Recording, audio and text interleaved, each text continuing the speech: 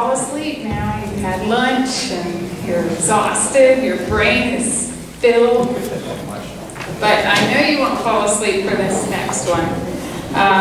We have Irwin Weinberg, who's been kind enough to come and join us today after a very busy week to share with us his story in owning the British Guiana stamp, as well as to answer our questions and our curiosities about his life as a stamp dealer, which I learned today at lunch. He continues his stamp dealership. And he also has a love for seeing children in his area and probably all over the world better themselves and have a better world to live in. He shared some of that with me on the telephone before this summer seminar. So I'm just thrilled that he's here for all those reasons and more, but I don't want to take any more of his time away. So please help me welcome Irwin Weinberg.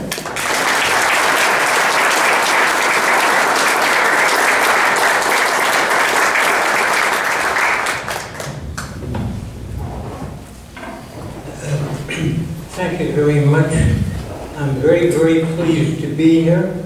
And before I launch into my remarks, I would simply like to say, history sometimes repeats itself. In what we thought of as the olden years of philately, 30, 40 years ago, was the last time I was at the APS at an evening where Raymond Wheel spoke. Another evening where Robert E. Siegel spoke. Another evening where I spoke. And in those days, the organization was run by my late lamented friend, Keith Wagner, who had a great deal to do with my success and encouraged me in many, many ways. But I have to divide what I have to say so that you don't all fall asleep at the same time. And my humor is still pretty good. But, and I'll pick that person out and introduce you to him. I had planned to talk about my youth and what got me into stamps and my adventures. But you'll see that in the documentary. And I want to explain to you why the documentary has been made. Wilkes University, which is a very progressive university in Wilkes-Barre, came to me a couple of years ago and said they had heard about my adventures, good fortune, and so forth, and they thought that at this time in American history, the youth of America needs something encouraging to follow. In other words, bring them some sort of hope. And they thought that that story could encourage a few. And I feel very strongly about that, because the great Americans of our past were men who started nowhere in small towns with nothing but a lot of hope and some talent. And I thought if even just one or two of these people are stimulated enough to go out and do something great, and others would follow. Once hope is there, and those of us who have some money would help fund these adventures, you could have another Henry Ford, you could have another Sam Walton, you could have another the boy who did Facebook. You could have, and that could sweep the nation, because that's what America tomorrow needs. Hope for the young people and some security for the old ones. But be that as it may, I was thrilled to death when I finally saw this thing, and it was a great success among young people. And what happened was that I got one of the big thrills of my life, which is very much representative of how I feel now. after 70 years out of high school, my high school called me back to speak. I cannot tell you. This is very much the same kind of feeling, and much less dangerous for me. Because there, I had to climb up steps to the podium. And I've been thinking about that for days. I had to be helped down. I teetered and tottered. But anyhow, it was a roaring success. And I wanted to tell you about that, but you'll see a lot of that in the documentary. It was a great success, and we're continuing to try to bring the whole idea to logical places. Universities, schools, orphanages, wherever hope is needed. That's what's needed. So, having said that, what I want to talk about are two other things that I think are more relevant, and that would be my adventures with the British Guiana, and my latest one on Tuesday, 2 days ago, which in itself was quite remarkable. I bought what happened was, how it all started. 1970, after I had been in business since 1945, I came up with a thought that it looked like the inflation was on us. Well, don't think it was on us because interest rates then at City National Bank in New York were 18%. Right now they're about 0.50 or less. As a matter of fact, the bank the other day locally quoted me 0.14. Next thing they'll do is try to charge you hold the money. But anyhow, I saw it because of the Vietnam War. It struck me that this was going to continue because they did two things. They had a war, and they lowered taxes on the people who had all the money. That's a very odd way to run a war because it sent the kids off to get killed, and when they came back, they haven't been treated much better. But be that as it may, it struck me that all kinds of commodities would rise in prices along with the inflation, because you can't do that without paying for it one way or another. That was the way they chose to. So I went to my mother-in-law, who was an old Welsh lady. She could have been Queen of England, in my opinion, and done just as nice a job.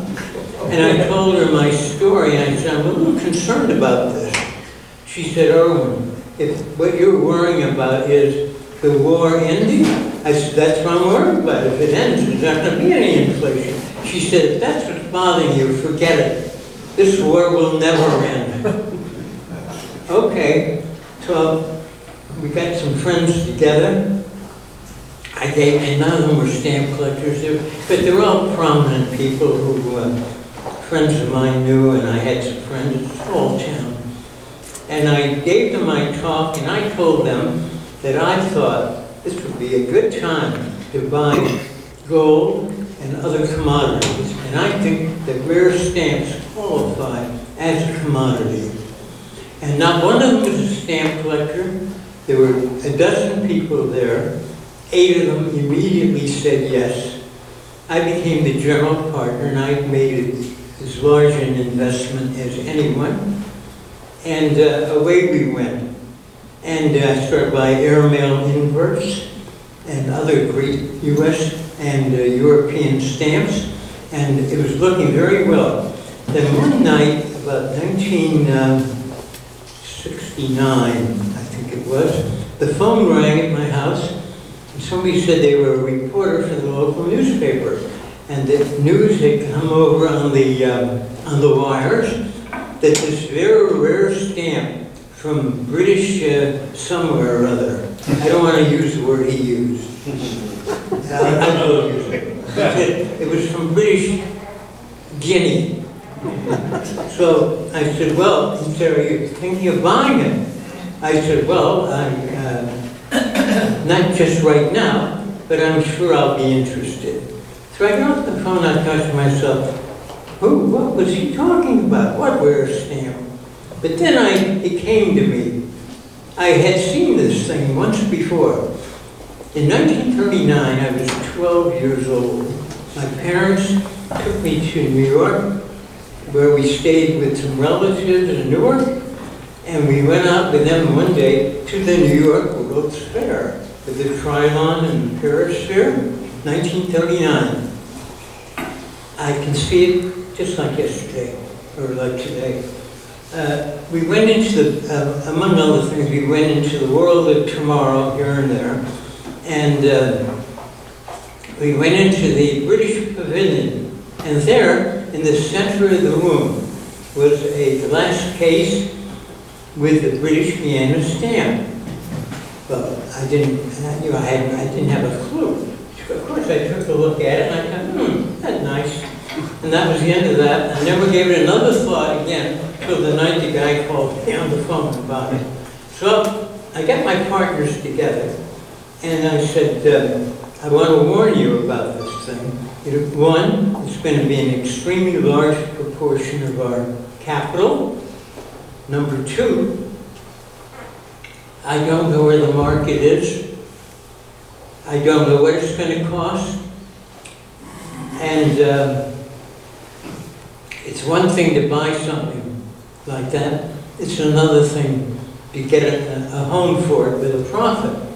They said, Irwin, we are supposed to be the leading investment firm in America in rare stamps. You've got to buy that stamp. I said, okay, well, give me a number. They gave me a number. And then they made a bet. Everybody in the room at the meeting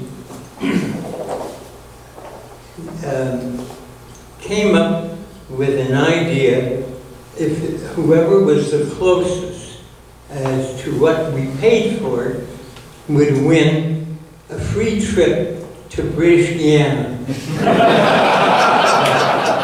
and one guy stood up and he said, I think that's a great idea, but I want it to be for my wife. A one-way ticket. So, I can tell you now, since it's all ancient history, some of this stuff I've never told before because a lot of them are alive. I'm the only one that's still alive. And tottering a bit, but I am alive. So, the next 10 years, I took the stamp around the world. And I exhibited at every great stamp show that there ever was. And with fabulous attention and encouragement. London, Paris, New Delhi, Prague, Madrid, Perth, Australia,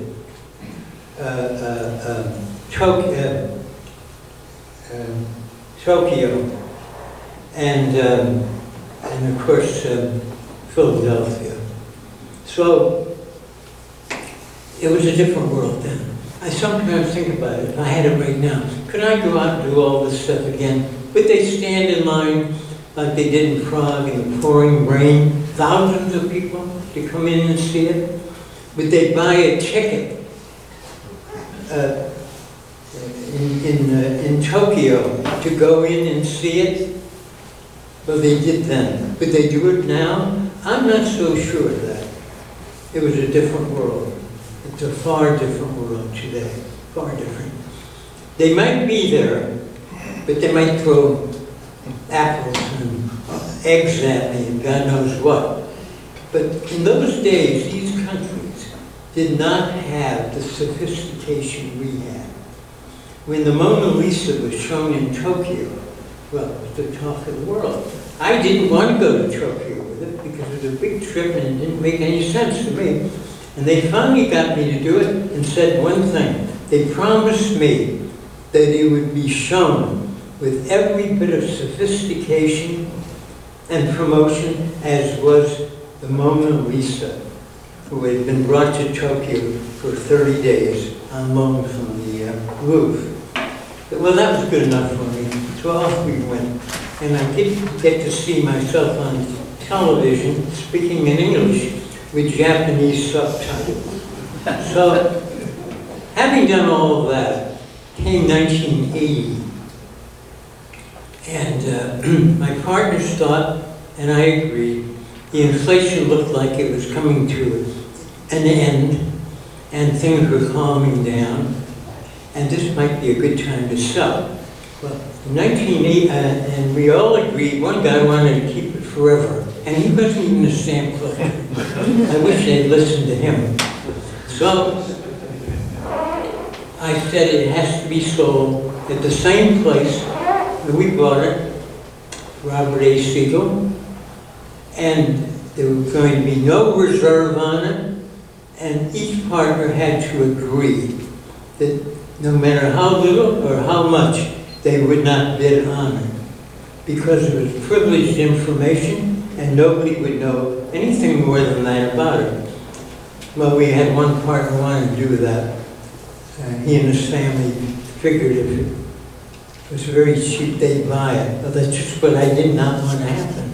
So they all agreed finally. And I said, if any of you dare do a thing like that, I will withdraw from the whole thing, because I plan to stay in this business.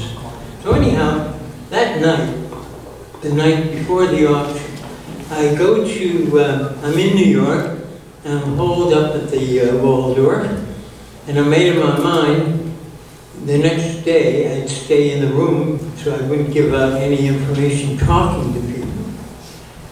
And Mr. Siegel called me that night. He said, Irwin, you got a big problem there. I said, what's the problem? He said, I don't have an opening bid. I said, well, then open it without a bid. He said, I can't do that. He said, it'll wreck my reputation, and if it doesn't get sold, what do you do then? I said, I don't know. I said, but I know one thing. It's got to be sold. And if we lose money, we lose money. If we make money, we make money. He said, I'll call you in the morning. And I said, furthermore, I cannot be a buyer. If it goes for $50, I can't do it. So the next morning, the phone rings as I get out of bed, and it was him again. And he said, Irwin, I called you to tell you this. Whatever I told you last night, forget it. The potential buyer has checked in this morning. Okay. I didn't ask him who. I just don't ask questions, really, of other business people.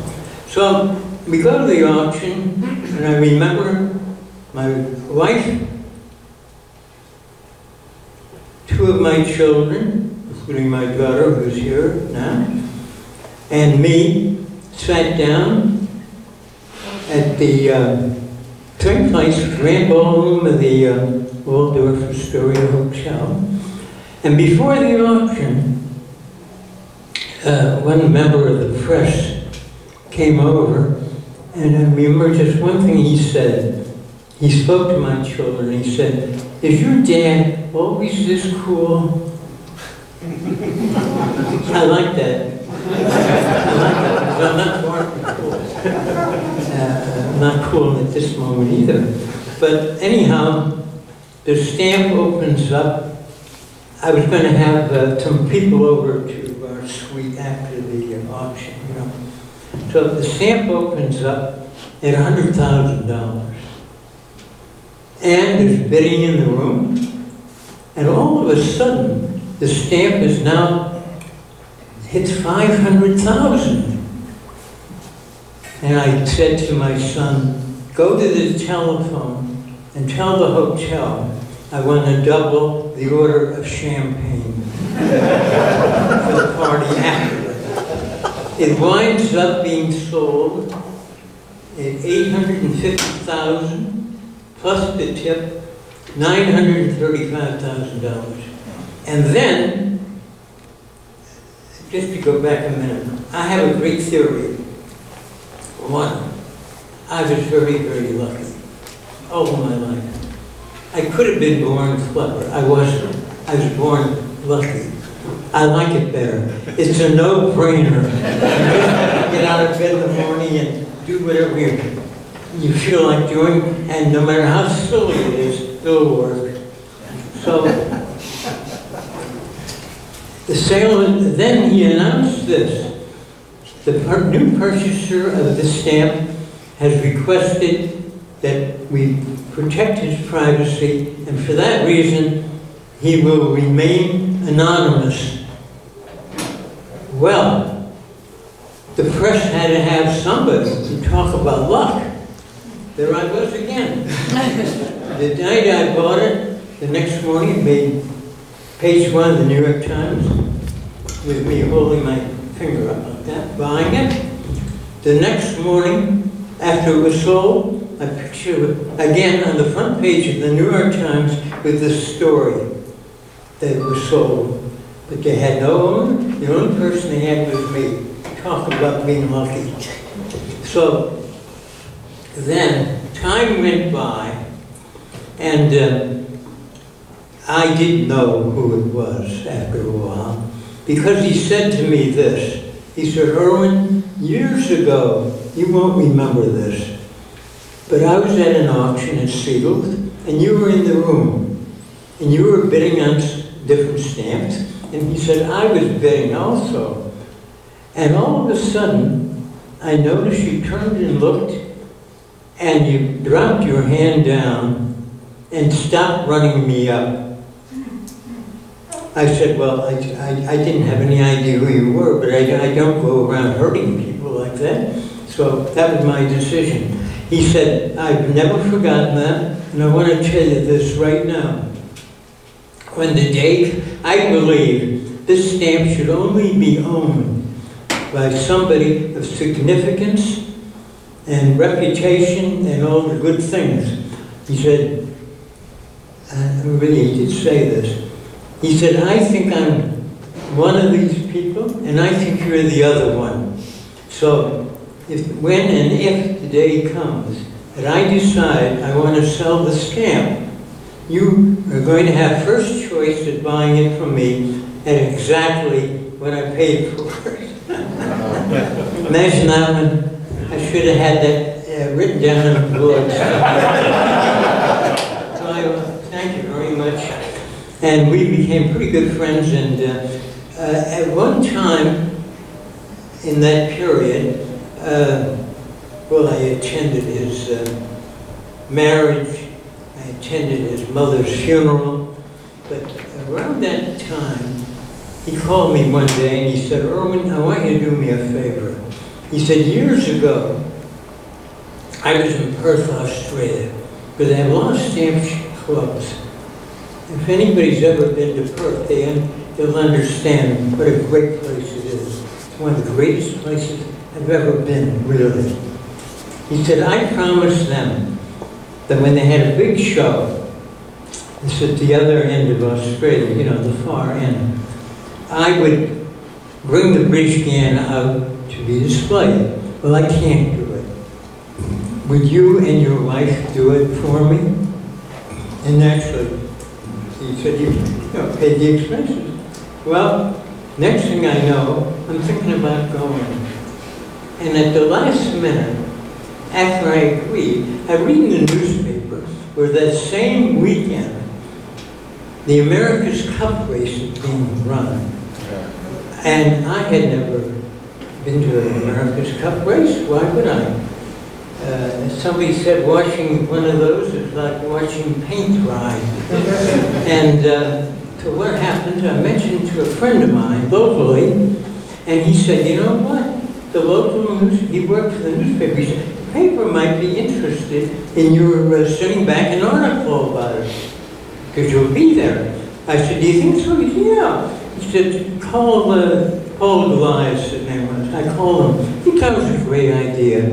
They lent me a little handheld computer, is it? Yeah, we used to send messages. It didn't work over there. So I said, I go out, I had a media pass from IBM. Oh, I was thrilled to death about the whole thing. The stamp show and the race. And the race goes on, I think, 5 days. At the end of the first day, I called back and I read it at night, what I had written. guy said, great, what time are you calling tomorrow? I said, what for? He said, oh, we want you to keep writing. So I sent back 5 installments of what I saw in Perth, but the people, the races, the whole thing. It was great. And I found out I could write about something more than stamps, because I've never really been a great authority on stamps, but I've always known where to get the answers. That's why we have APS libraries and PFs and this and that and the other thing. So anyhow, I was going along very nicely. And then I'm in New Delhi, India. Oh, this is when we decided to sell it. And they treated me so nicely there that I decided to do them a favor. So I called a press conference. And India was very, very provincial in those days, 50 years ago, really. And I called the press conference to announce to the Times of New Delhi that we were going to sell the stamp in March of 1980 in New York, and I wanted them to have the story first. Oh, were they thrilled? Really, they were. I was very pleased with the whole thing. So anyhow, time goes by. We sold it. I could have gone up to $650 when I bought it, but we got it for $280. That was very good for my partners. But I wondered about it. Nobody seemed very interested. Well, anyhow, I take it around the world for the 10 years. Nothing much happens until DuPont buys it. And then DuPont, another story altogether, dies, and the estate gives it to Sotheby's. Now, I knew nothing about all this, but they did come to me and wanted to interview me for a commentary about my life in the catalog, which if you got it, you read it there. And there's now going to be a copy in the library here. So it's an interesting story. But I kept, the Wall Street Journal called me even before that. They wanted to do an interview, but they had the news first, and they wanted to break the news and without anybody else picking it up. So I gave my word I would keep it to myself until X day when it was going to be published. And they did a big, big thing. We've had a lot of great publicity for stamps, and it's going to wake up a lot of people, and I think we hit, simultaneously, we've hit a bottom. I can feel it as a businessman. And I'm increasing my buying because I see my customers. Some days I think that my customers around America and all the way over to Europe must call one another the same day and say buy or say sell. An enormous amount of people who don't know one another, from way out in nowhere to the biggest cities in the world, seem to act the same day. I tell you, based on my own experience, many of them have returned to the market and they are starting to buy again. They see value, they see the possibility of inflation, and so forth. So anyhow, I'm optimistic about that, and I've changed my attitudes, and because I go with the flow, and that's what a good businessman should do. The worst is over, the best is ahead, and I'm confident with some sensible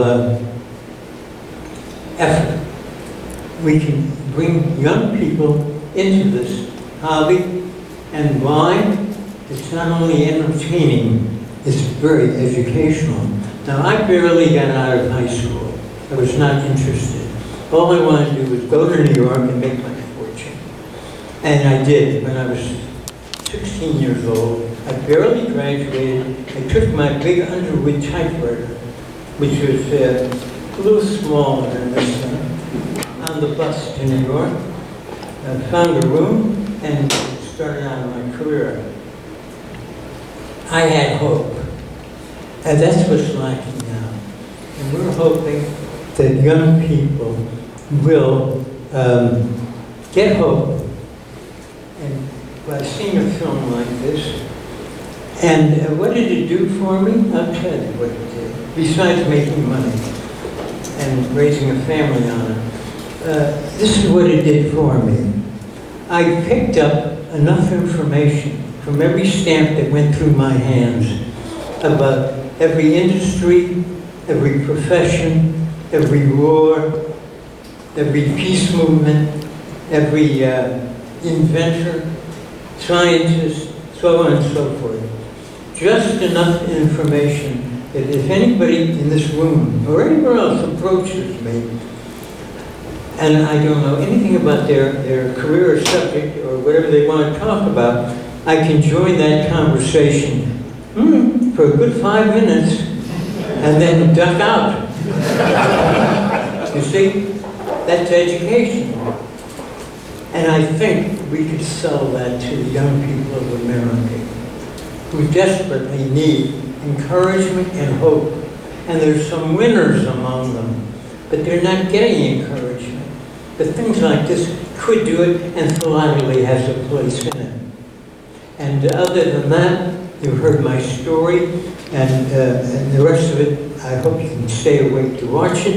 And if there are any couple of questions in the room about anything that's bothering you, I'd like to try to answer it.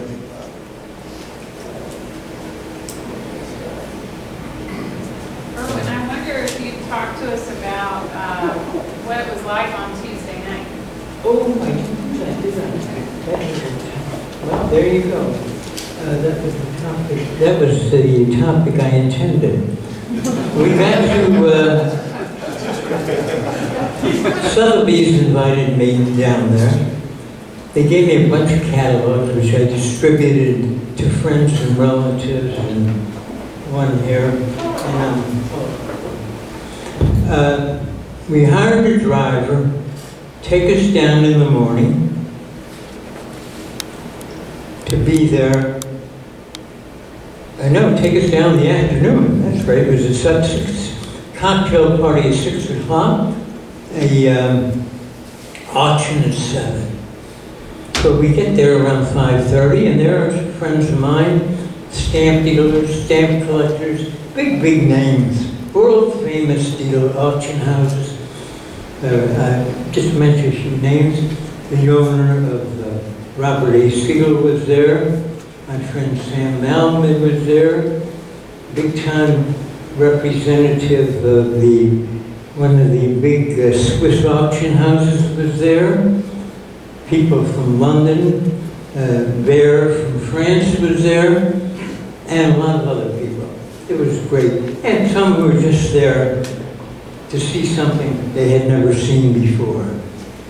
There were, when finally we got seated, and I didn't get seated because I talked too long, and everybody else called the seats. So what did I do? So somebody came along to me from Sotheby's and said, Mr. Weinberg, we saw you do not have anywhere to sit. We're going to put another row alongside the front for you and your daughter and your friends. And they did. And my son. One son. So we all sit down, and promptly at 7 o'clock, the auctioneer, who certainly knows his business, made his preliminary remarks in his rather English accent, most of which I did not understand, and opened it up. I do believe it was $4,250,000, or give or take a couple. And it plodded along. I was surprised it opened so low, because the estimate was 10 to 20. It's a long way from 4 to 10 or 20. Anyhow, it gets up to 5 million, and then it seemed to lag. And I said, oh my God, it's going to be a catastrophe. We were talking about $20 million? Well, the phones started picking up. And a bit came from here and there, and the other place. And inch by inch, it got up to roughly 8,500,000. I think that was the number. And he tried his best to keep it going, but that was it. So it was knocked down, sold for, with the commission, $9,650,000, give or take. And there was applause. So the question is, what happened to the estimate? Well, usually most businesses that do things like this start out with a low estimate. And then when it's over, they can say, you see what we did? We sold your collection of wristwatches or whatever for 2 or 3 times the estimate. And people say, oh boy, isn't that great? I'm going to give my junk. They did the opposite. They estimated 10 to 20. Should have done that because it barely reached the minimum of 10. Barely. And it was, in a sense, it was disappointing. But they made a mistake. That's all it was. Because the price is very, very good. I got back in 1980, $850,000. And sold for $935 with the commission. But I got back $850. So actually, 30 years later, it brought back 10 to 11 times that. I think that's pretty good. I really do. And then, I don't think I mentioned it, my good luck followed me again. And I thought early on, the best thing that could happen to me would be maybe Putin in Russia, getting his money out of there before they pick him up. Or somebody out of Egypt. Well, you know what? That's not as crazy as it sounds. Because in the New York Times, 2 days ago, an apartment in Midtown Manhattan was offered at $65 million. Imagine. Along comes in the first day out. This guy hears about it. He calls him up. He said, I don't want to wait. I want to buy it right now. What's your opening figure? 60. We'll check 65 million. He said, I will give you $70 million right now. They took it. And where would that money come from? How about Cairo, Egypt? You imagine? Now you say, yeah, but what's sensible? Very sensible. He got $60 million out of the country of his money, which paid for this thing. Now, supposing 5 years from now, the place is burning down, which it is doing right now, and all he can get is half of what he paid. Isn't that better than losing everything? That's the kind of people that are out there. So where do I come into this? The auction ends, the 8.5 million knocked down, and the auctioneer then says, ladies and gentlemen, the stamp is now over. Thank you for being here. And I have been requested by the new purchaser to respect his anonymity. I almost fell off my chair. I said, my God, this is better than buying it. And I was right, because on the way out the door, I was in nirvana at that point. And a man walks over to me. I had no idea. He held a little pad and pencil, and he said, Mr. Weinberg? I said, yeah. He said, I'm Richard, what's his name, of the New York Times. I'd like to interview you for the Times. And I gave him, I told all kinds of stories for about 20 minutes. I was all they had at that point. And the auctioneer came over to me and he said, Irwin, what happened to you? I was waiting for you to bid. That's what took so long. He said, you were sitting there on your hands. I said, it had nothing to do with the price. It had something to do with my age. I'm not so sure I should try another stunt quite like that one. So that was it. He said, oh, he understood. And they treated it very nicely. They made two mistakes, in my opinion, as a businessman and as a human being also. The first mistake, that estimate. If they estimated it 3 to 5, they'd have looked great. They brought almost 10. That's terrific. Double the top end of the estimate, great. The second thing, they had cocktails, champagne. It wasn't bad. The hors d'oeuvres were terrible. And I was hungry. I hadn't had a chance to stop. Here, I had the thing I liked more than anything you can think of other than fresh oysters or something. Macaroni and cheese. And I'm not kidding about that, because I went back and brought back a second helping. I was a little embarrassed, but I was enjoying it. Yes, sir? While you were the owner, during your travels, were you always accompanied by the genuine snake? I was always, and that's an interesting question. I was always, and that's an interesting question. Because before he died, Raymond Wheel gave me a little gift. He said, Irwin, I think you should have this. It was this stand-in for the British piano in a 8 by 12 mounting. And something else happened. About 1975, Bob Siegel, with whom there was nobody I've ever been closer to or loved more as a man, really. He was the greatest. I wish he was here. He came to me and he said, Irwin, I got to talk to you about the British piano. I said, what?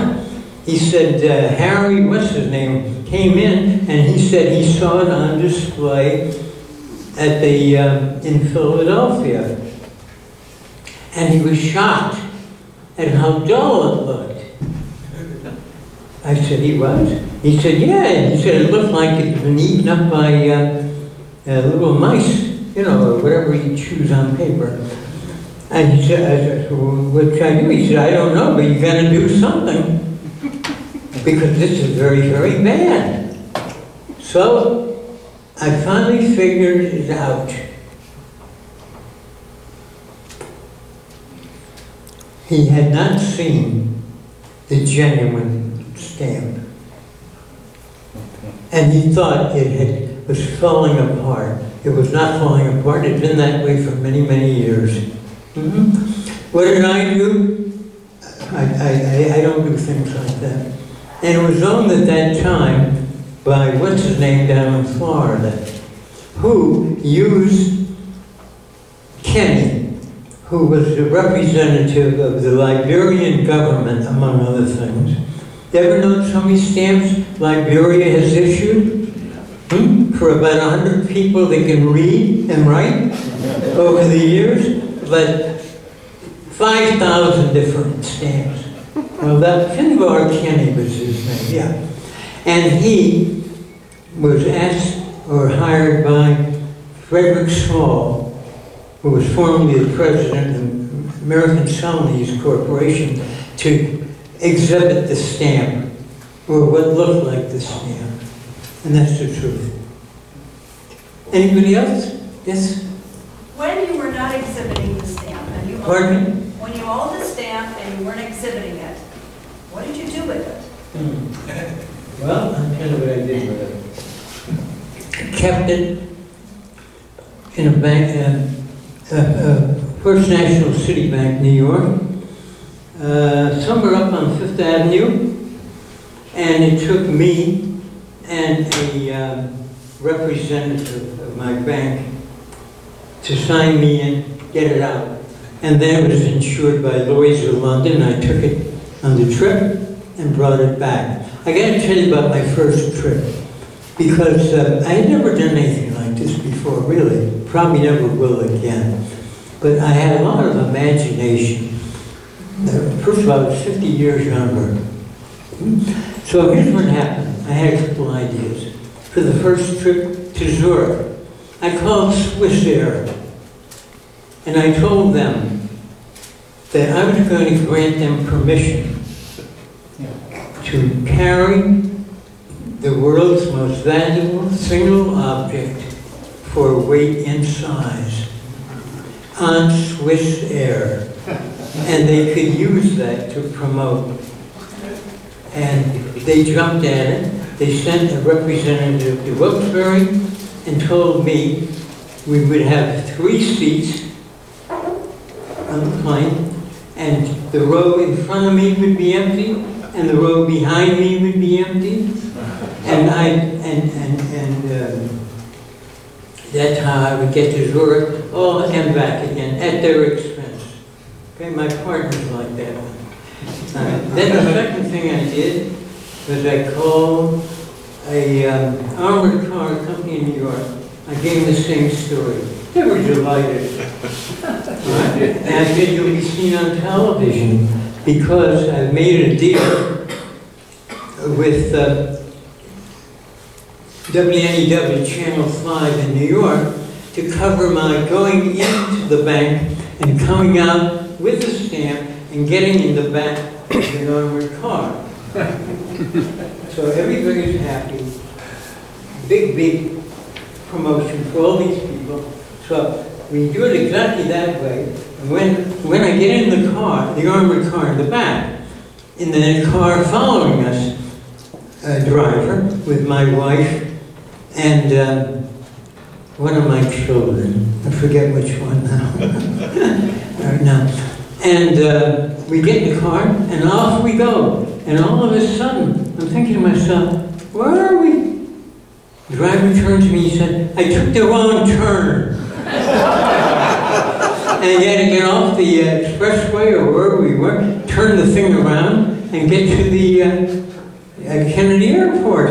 Imagine that. And of course, my wife in the car behind followed us all through it. But an adventure. And then when we got there, if you look in the catalog, you'll see the picture of me checking in with guys, guns drawn. And they put me in in the stamp. I had it in my briefcase, and in the stamp, in a private room for upper level dignitaries going somewhere. And who was in there? Oh, I was quite thrilled. But after I realized some time later what it was all about with him, I wasn't. How about Kurt Waldheim and his wife? Do you remember that story about Kurt Waldheim at the United Nations? He was practically thrown out. So, but at that time, he was still a hero. So we get to Zurich, and every time we go anywhere, you know, there's a lot of police and guards, and I had arranged for, you know, promotion at the airport and all that. They lost my luggage. And then the rest is history. Yes, sir. Would you tell us again what you paid for it versus what you sold it for? Yeah. We paid $280,000, and we sold it net to me $850, which is pretty good for 10 years when interest rates were low. So your partners were happy. Yeah. I'm sort of relevant about profit. I always figure it this way. If the prime rate is 2% or 3%, and all you get from a bank is a 0.5% or 1%, anything that is absolutely safe, that pays over 1%, suits me fine. It doesn't have to be high, it just has to be absolutely safe and somewhat above. But the way the country's going right now, interest rates are going to go up, employment's going to go up, spending is going to go up, and stamps will improve, just like everything else. Okay, anybody else? Well, I didn't know anybody was down here.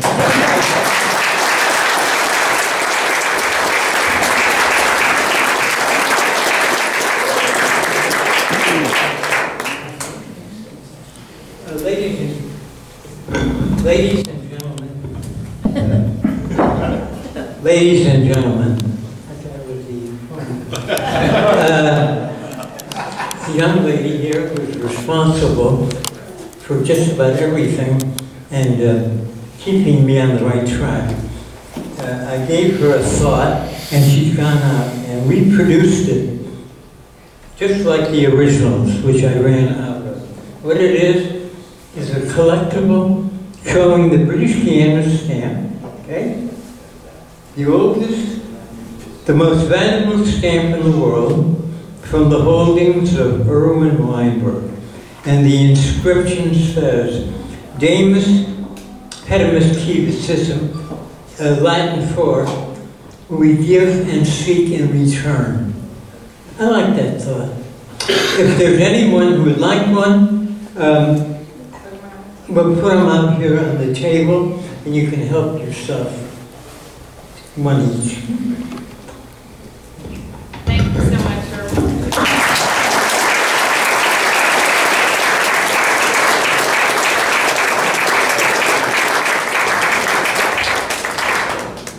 Right, Irwin's going to join us for dinner tonight, so he's not leaving right away. So if you want to corner him and ask him a few more questions or get to know him better, he will be here. Yes, Milton. Will there be macaroni and cheese on the... No macaroni and cheese. Good thought, though. Also, in a couple minutes, as soon as I can get the things shifted around, Mercer Bristow will be in this room talking about expertising and the certificates that are going to be available online.